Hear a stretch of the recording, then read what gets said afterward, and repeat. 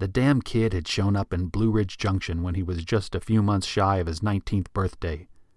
Jay Owens was a walking stereotype of a gay man. Campy, flashy, flamboyant, and absolutely gorgeous. He worked as a dancer at the local gay bar on the outskirts of town, Striptease. Rumor had it he'd come to Blueridge Junction, or BJ as the locals called it, to flee a less than positive home life. He followed me around like a lovesick puppy for 2 years, batting his coal-lined eyes and pouting his perfect pink lips in hopes of catching my attention. And he caught it all right, much to my chagrin. At over 10 years the kid's senior, I had no right to be lusting over someone so much younger. Granted, Jay was turning 21 within a few days, but he wasn't even my type. I liked my men firm and tough, not slim and fragile.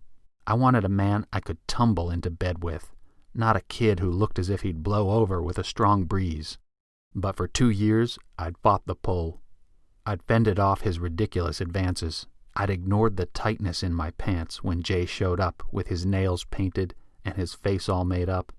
I pretended it didn't bother me to think of horny men groping at him and tucking bills in his shorts as he moved his gorgeous body around the stage.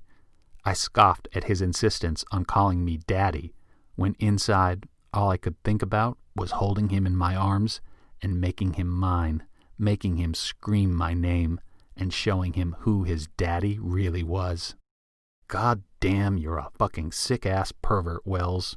I tossed and turned, trying to think of anything but Jay.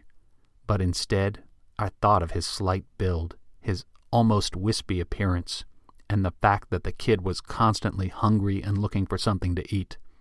My heart went out to him. Despite all the things that drove me insane, I considered him a friend. He had gotten very close to my cousin Micah and Micah's boyfriend Cole.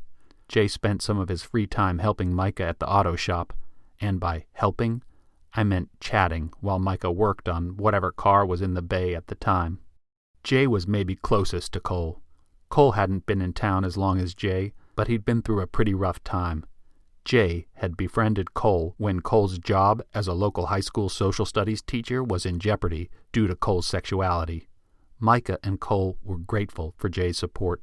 In fact, they loved the kid, which irritated and warmed my heart at the same time. My best friend Cody's personal mission was to make sure Jay got extra food whenever we were all in BJ's Burgers and Beer. Cody and his family owned and managed the restaurant. Hell, even our local law enforcement friend, Kennedy Marks, had taken it upon himself to watch out for Jay. Sighing heavily, I listened to the lulling roar of the passing train down at the junction.